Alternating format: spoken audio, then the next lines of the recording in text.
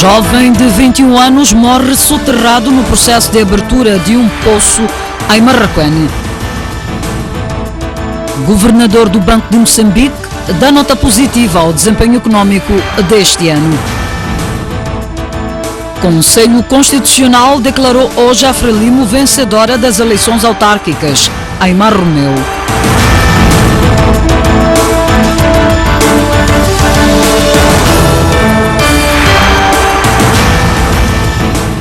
Ora viva, muito boa noite, bem-vindo ao Jornal da Noite. O governador do Banco de Moçambique dá uma nota positiva ao desempenho da economia nacional ao longo deste ano. Rogério Zandamela, que falava no encerramento do ano económico do Banco Central, disse que o sistema financeiro está sólido e saudável. Perante representantes de todos os setores da economia nacional, Rogério Zandamela procedeu ao encerramento do ano financeiro do Banco Central.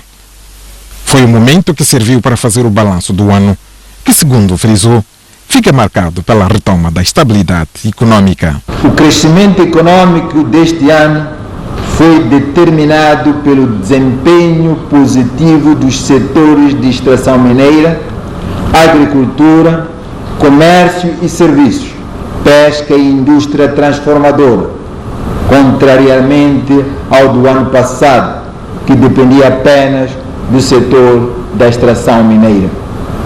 O retorno da estabilidade da nossa economia tem estado a promover uma maior procura por importações, que até setembro deste ano aumentaram em relação ao período homólogo de 2017 em 730 milhões de dólares, tendo as nossas exportações aumentado em aproximadamente 410 milhões de dólares. Por tudo o que aconteceu neste ano, Zandamela considera que o sistema financeiro nacional está saudável.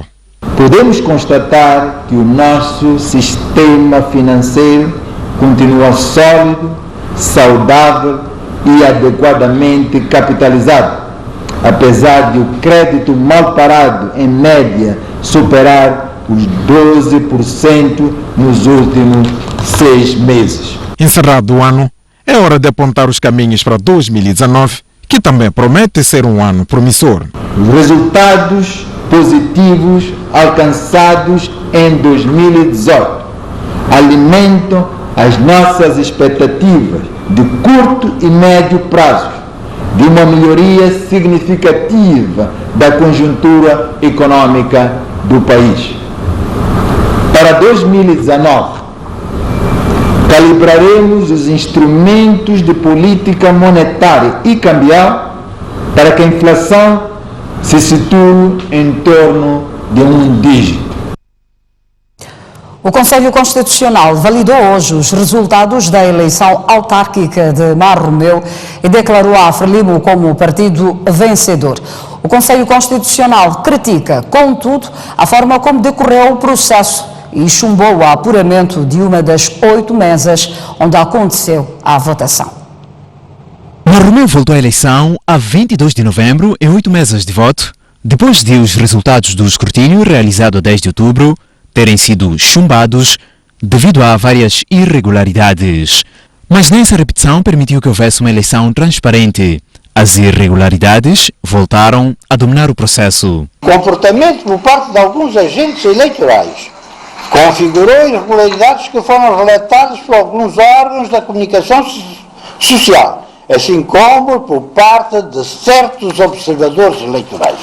Contudo, o Conselho Constitucional decidiu validar os resultados apurados pela Comissão Nacional de Eleições, chumbando apenas os de uma mesa.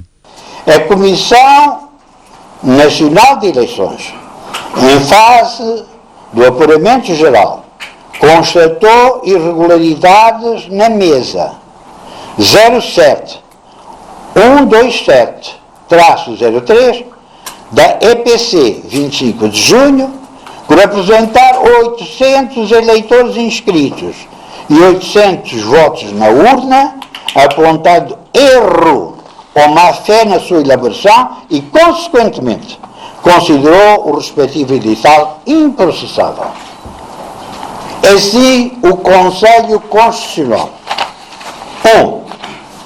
Valida a eleição ocorrida no dia 22 de novembro de 2018. 2. Valida o resultado da eleição ocorrida no dia 10 de outubro de 2018 na autarquia da Vila de Marromeu, nas restantes mesas. Mas esta validação divergiu os membros do Conselho Constitucional, tendo o juiz conselheiro Manuel Henrique Frank votado contra e justificado a sua posição. Hermenegildo Gamito apresenta os fundamentos daquele juiz conselheiro. O atual sistema eleitoral demonstrou, mais uma vez, ser manipulável por quem está no seu comando, apresentando os resultados que lhe convém. Solução: voto eletrónico. Aliás, os resultados de Marromeu dividem opiniões também entre os 3 partidos que concorriam ao escrutínio. Quero felicitar os nossos militantes, os munícipes de Marromeu, por juntos termos conseguido assegurar a vitória da nossa lista e do nosso partido nessas eleições. É absurdo, é inconcebível que o Conselho Constitucional, que deveria merecer um respeito por parte de todos os moçambicanos, venha dizer que a Renamo perdeu em Marromeu.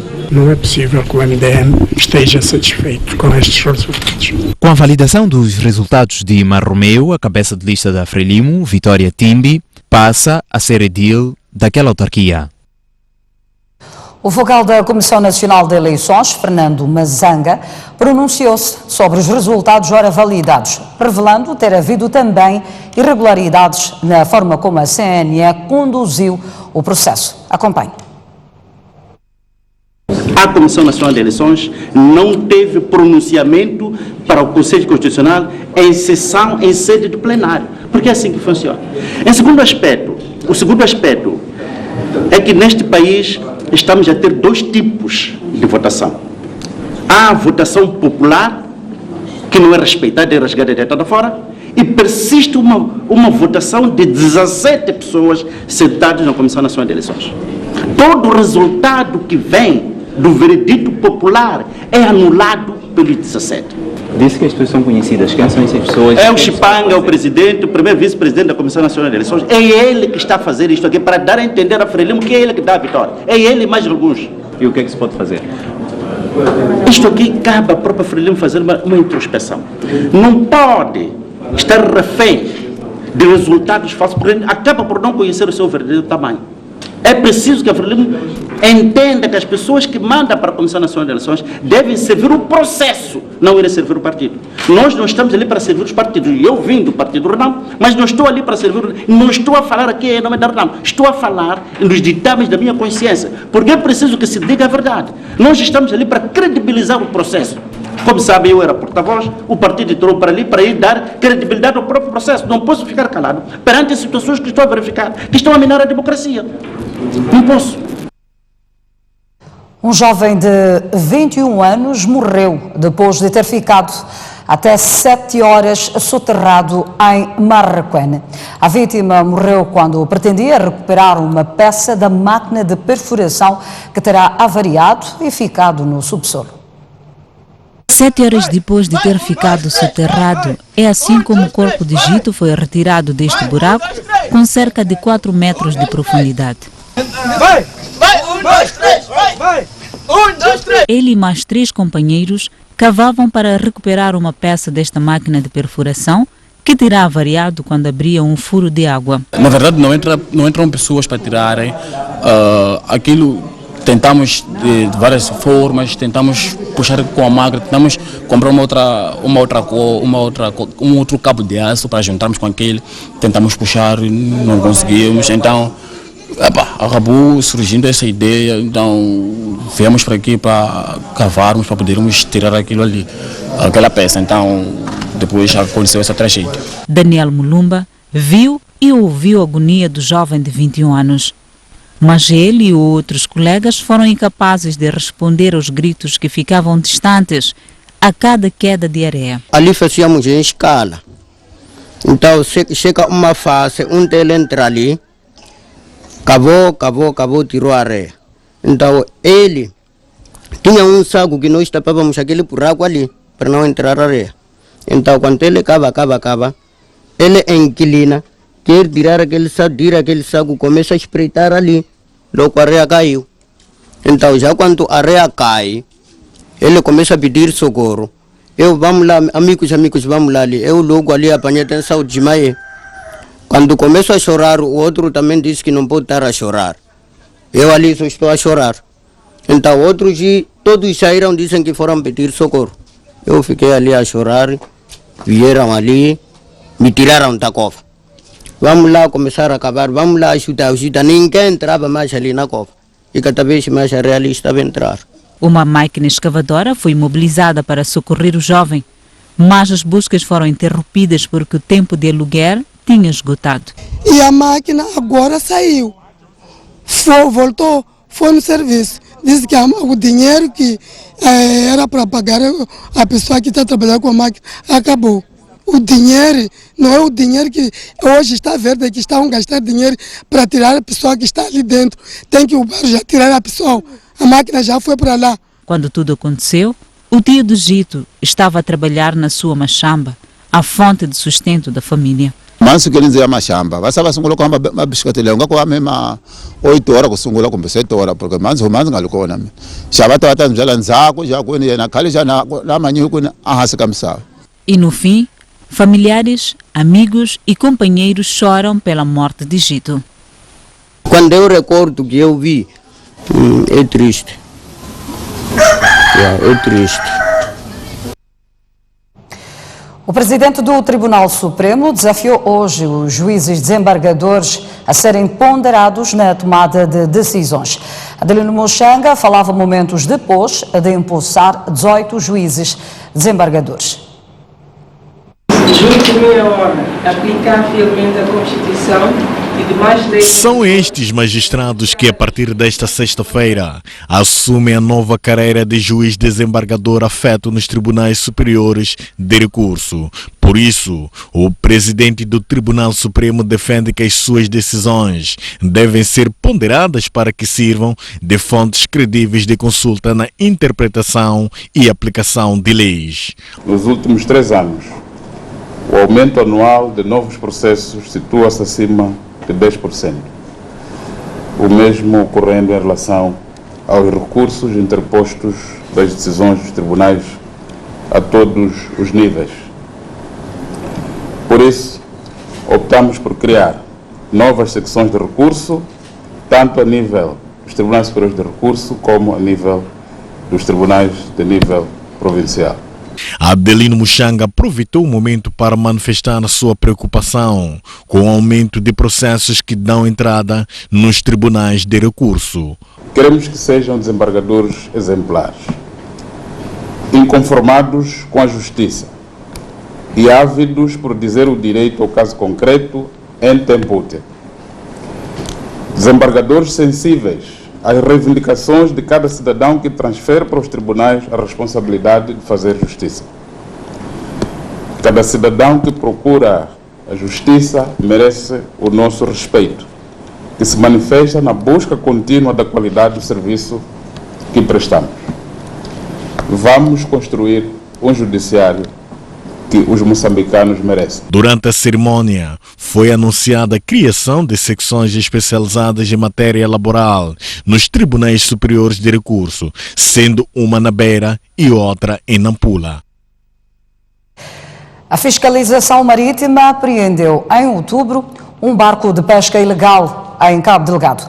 Trata-se de uma embarcação que tem como origem a República das Seychelles e não tinha autorização à pesca em Moçambique. Nem licença de pesca, nem título de propriedade, nem diários de bordo de pesca e de navegação, quanto menos sistema de monitorização da embarcação via satélite.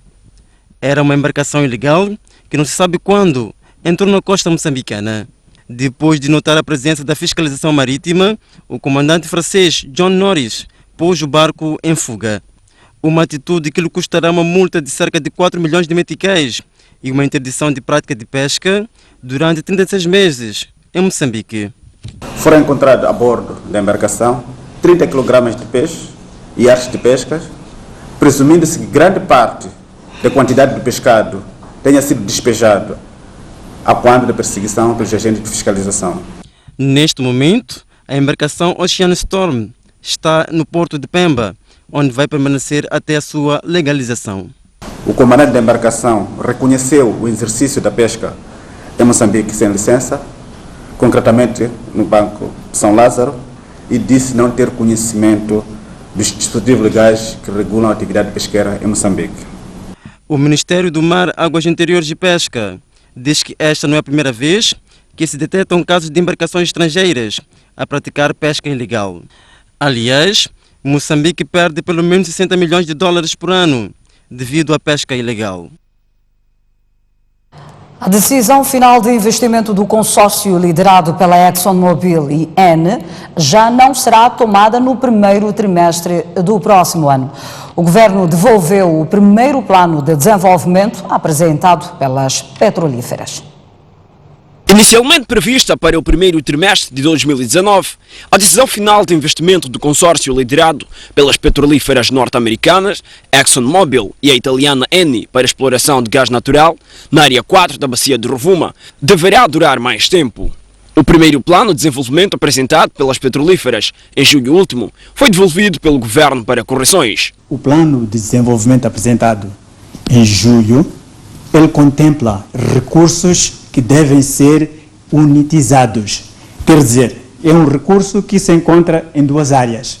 Então, é necessário que haja um acordo de unitização e esse, queria aqui sublinhar, é um requisito legal que tem que estar contemplado e apresentado. Ora, e pronto, tem outras componentes, não vou dizer de menor importância, que também tem que ser observados. Ora, nós, ao recebermos esse plano de desenvolvimento, verificamos muito rapidamente que a maior parte desses requisitos ou não estavam devidamente apresentados ou havia falta dessa informação. Em entrevista exclusiva à STV, o PCA do Instituto Nacional de Petróleos explicou que o governo vai precisar de mais tempo para analisar o documento atualizado submetido na semana passada. Neste momento, de facto, a empresa apresentou um novo plano mais atualizado e, de acordo com o requisito legal, há um tempo de 9 meses que o governo tem para avaliar, portanto, esse plano de desenvolvimento. Para desenvolver o projeto em terra, o consórcio liderado pela ExxonMobil e Eni prevê investir cerca de 30 bilhões de dólares. Com esta informação, saímos para uma curta pausa. Nós voltaremos com mais informação. Até já.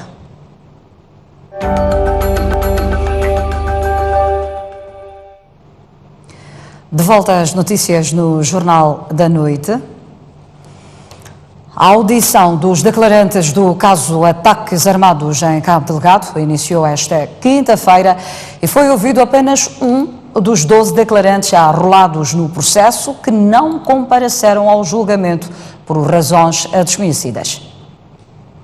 Dos 12 declarantes já arrolados no caso Ataques Armados em Cabo Delgado, apenas um compareceu ao julgamento. Trata-se de um membro da Polícia da República de Moçambique que escapou à morte durante o assalto ao Comando Distrital de Mocimba da Praia, ocorrido por volta das 0 horas do dia 5 de outubro de 2017. A testemunha disse que não conseguiu identificar os assaltantes, mas, segundo contou ao tribunal, tudo começou quando 2 homens vestidos a civil entraram no edifício a discutir com uma terceira pessoa que era acusada de ter roubado em casa dos supostos queixosos. No princípio, parecia uma discussão normal. No entanto, pouco depois, de acordo com a declarante, ouviram-se sons de katanas e gritos dos 2 agentes de permanência que atenderam o grupo. Na tentativa de perceber o que de facto estava a acontecer, a sobrevivente, que estava a dormir fora do edifício onde aguardava ordens para uma missão de patrulha pela vila, aproximou-se da confusão, mas porque os colegas já haviam sido dominados pelo grupo, ela foi obrigada a fugir e escondeu-se numa bomba de combustível, mesmo ao lado do comando da polícia. Depois de algum tempo, segundo contou a testemunha, Quando o local ficou em silêncio e tudo parecia ter voltado à normalidade, a agente tentou voltar ao comando, mas foi recebida com tiroteios, supostamente de outros membros do grupo que vigiavam o edifício do lado de fora, enquanto os outros arrombavam o armazém e roubavam armas de fogo.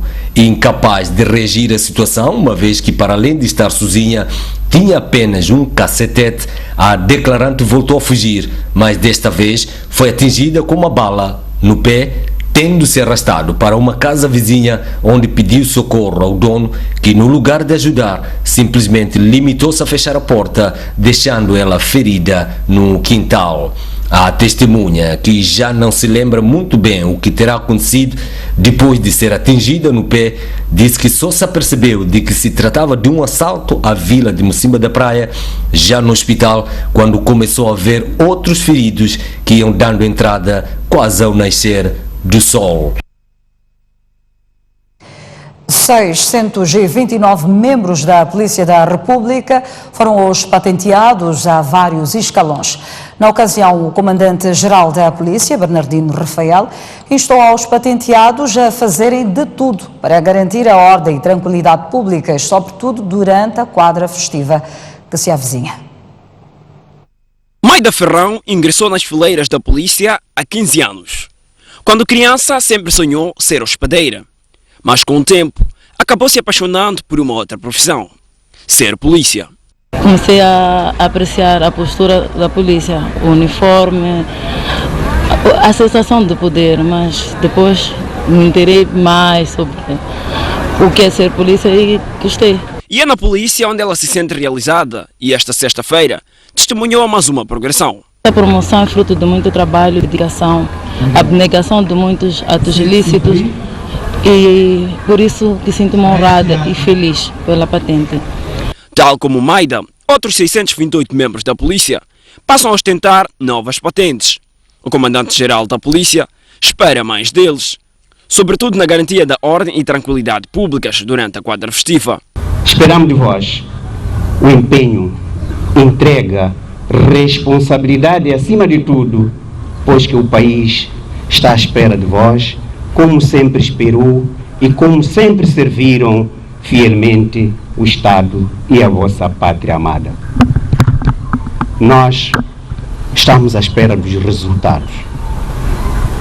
Por dia que passa, só esperamos os resultados. Resultados positivos na garantia da ordem de segurança pública. Esta é a missão que vocês transportam. Por sua vez, os patenteados asseguram que estão preparados para cumprir com a missão. A cidade pode esperar muito empenho, muita dedicação da corporação, que são pessoas formadas e cientes de que, de facto, a segurança das pessoas e de seus bens é uma necessidade fundamental. E nós comprometemos-nos com esta causa de garantir, de forma geral, a segurança das pessoas e dos seus bens.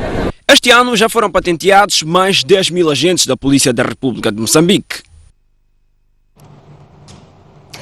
Funcionários do Grupo Soico participaram hoje de um almoço oferecido pela administração como forma de celebrar o encerramento do ano. A descontração, a alegria e interação marcaram os primeiros momentos do almoço oferecido aos trabalhadores do Grupo Soico pelo Conselho da Administração da empresa. E porque mais do que um almoço, tratava-se do reencontro entre profissionais que não se viam há algum tempo. Foi um momento especial de troca de saudações e conversa. Cá entre nós, ter Jorge Marcos, Isidina Chá, Hermenegildo Sócrates, Ricardo Machava, Carlitos Cadangue, entre outros jornalistas do Grupo Soico num só lugar, não é coisa de todos os dias. Então, por que não tirar fotografias? Assim foi caracterizado o almoço, que teve um pouco de tudo, desde a tradicional comida moçambicana, matapa, até ao incontornável frango. O que talvez os colaboradores não sabiam é que, muito mais do que os comes e bebes, haviam surpresas escondidas. Mas antes das surpresas, o balanço do ano. Nós, num ano de dificuldades, conseguimos transmitir 6.800 horas de conteúdos nacionais. Aumentamos a nossa produção e 1.900 horas de conteúdos internacionais. Isto também mostra que somos um grupo forte, capaz e resiliente. Por reconhecer que os avanços registados pela empresa foram possíveis graças ao empenho dos colaboradores, a administração reconheceu o empenho dos que se evidenciaram no ano de 2018 nas diversas áreas da empresa. Espero continuar a dar o melhor de mim como jornalista e espero um dia desses ser uma referência de jornalismo a nível do país, tal como são grandes jornalistas que nós conhecemos no país, tal como é o Grupo Soico, o maior grupo de mídia do país, continuar a trabalhar nesse sentido. Bom, é um sentimento de orgulho e ao mesmo tempo agradecer porque o nosso trabalho significa que está a ser visto e está a ser reconhecido. E não basta que seja reconhecido fora, internamente, onde todos os dias nós damos o litro, damos o gás, que seja também reconhecido. Para selar o momento, houve o habitual e solene momento de corte do bolo.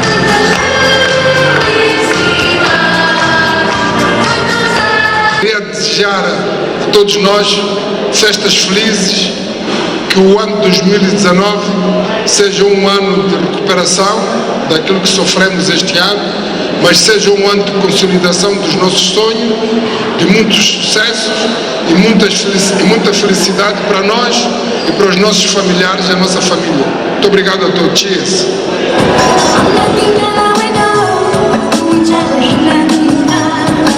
E no fim, houve dança.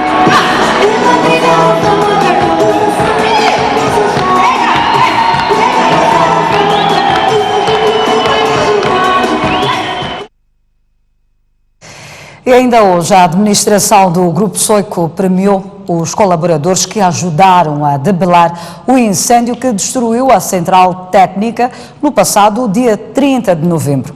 Segundo o PCA do grupo, a pronta intervenção destes colaboradores evitou danos maiores. O dia 30 de novembro de 2018 marcou de forma negativa o Grupo Soico. Um incêndio deflagrou na central técnica da empresa, tendo como consequência prejuízos avultados. Este problema afetou os planos de crescimento da empresa. Tivemos um prejuízo por causa do incêndio de cerca de $1 milhão, que obriga o grupo a ter que investir naquilo que já tinha investido antes. Há uma coisa que eu acredito, e acredito com fé, que os desafios que nós enfrentamos na vida são para os grandes líderes e para os grandes colaboradores. E o nosso grupo está a ser confrontado com esse desafio, porque nós todos juntos somos muito grandes que os desafios que nós enfrentamos. Porque houve quem deu o melhor de si para debelar as chamas e ajudou a empresa a restabelecer o sinal. O Conselho de Administração reconheceu o empenho dos colaboradores. Neste momento sinto muito bem, é um grande reconhecimento para mim e para a empresa também, por saber reconhecer os seus quadros. Sinto-me honrado com as duas distinções, confesso que não acreditava e nem contava. Como profissional sinto-me muito honrada por este prêmio, não é? Todos os dias os nossos chefes dizem obrigado, sim, mas receber uma lembrança dessas é muito gratificante. Quando a gente trabalha, muitas vezes não trabalhamos para sermos distinguidos, nós trabalhamos porque temos a vontade de fazer o que é necessário fazer. Então é gratificante quando as pessoas reconhecem aquilo que a gente faz. O Hospital Central de Nampula garante que tem equipas preparadas e dispõe de medicamento suficiente para a quadra festiva. Ao nível do Hospital Central de Nampula, a unidade sanitária de referência na região norte do país, já foram criadas equipas, como também assegura-se a disponibilidade de medicamentos e material médico-cirúrgico para responder em caso de incidentes durante a quadra festiva. E nós temos as equipes preparadas no Banco de Socorro. A equipe do Banco de Sangue ainda está em campanhas de recolha do líquido precioso. Posso dizer que até então nós temos 72 unidades. Nós temos o critério de Manchester, em que é um critério em que seleciona os doentes graves para serem atendidos imediatamente. Posteriormente, podemos atender aqueles que não são graves. O setor da cultura e turismo, que agendou várias atividades, alerta que já não há espaço para hospedagem na Ilha de Moçambique, Mussuril e na Cala Porto. Temos a Ilha de Moçambique já preenchida, com os quartos todos lotados. Temos Mussuril também já quartos lotados e na Cala Porto. Mas temos a Ilha de Moçambique que poderá receber um cruzeiro de 25 a 29 e poderemos ter várias atividades também na Ilha de Moçambique, a destacar o sarau cultural. Vamos ter um mega show lá também. Perspectiva-se que escalem a província de Nampula mais de 20 mil turistas de diferentes quadrantes do mundo. Mais uma pausa no Jornal da Noite. Mas antes, como é habitual, a previsão do estado de tempo para as próximas 24 horas. Começamos mesmo pela zona sul, onde Maputo poderá registrar uma temperatura máxima de 31 graus e uma mínima de 22. Para Xai-Xai espera-se uma temperatura máxima de 30 graus e uma mínima de 21. Para Inhambane espera-se uma temperatura máxima de 30 graus e uma mínima de 23. Seguimos para a zona centro do país, onde Beira poderá registrar uma temperatura máxima de 29 graus e uma mínima de 24. Para Chimoio espera-se uma temperatura máxima de 28 graus e uma mínima de 20.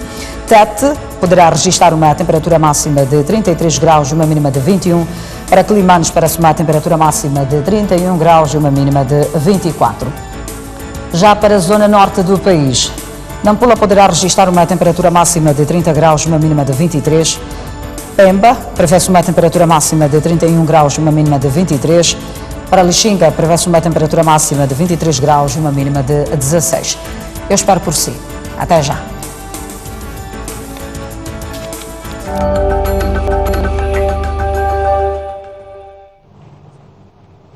Olhamos agora as notícias internacionais, onde a Comissão Eleitoral da República Democrática do Congo decidiu remarcar as eleições para 30 de dezembro, depois de um incêndio que destruiu 80% do material de voto.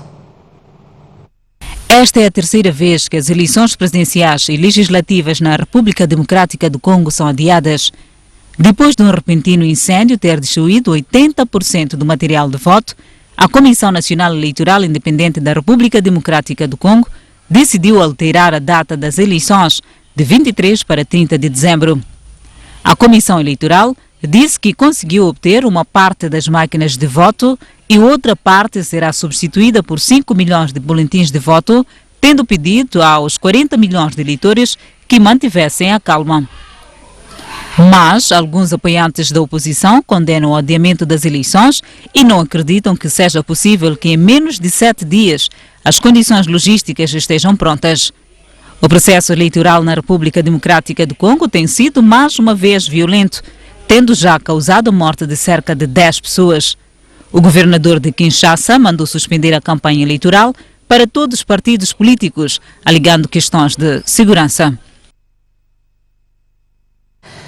A situação das crianças em Angola é crítica. Um estudo da Unicef indica que mais de 80% das crianças passam necessidades básicas como nutrição, saúde e educação. Em Angola, apenas 1% das crianças não passa necessidades básicas. As restantes crianças vivem privadas de serviços básicos como saúde, alimentação e educação para o seu desenvolvimento. O estudo feito entre 2015 e 2016 a crianças entre 0 e 17 anos é da autoria da Unicef. A pobreza e as privações na infância prejudicam o seu desenvolvimento físico, psicológico e social, sendo mais acentuadas em relação, por exemplo, às meninas. A disponibilidade desta análise e das suas conclusões mostra-nos que a atenção a dar às crianças e adolescentes em Angola continua a ser prioritária, sendo por isso necessário incrementar todos os esforços e o esforço de todos, do Governo, que é a entidade que delibera sobre o investimento do Estado e gera as políticas públicas, assim como aos agentes e atores da sociedade civil, do setor privado e também das famílias. Disse Abubakar Sultan, representante da Unicef em Angola.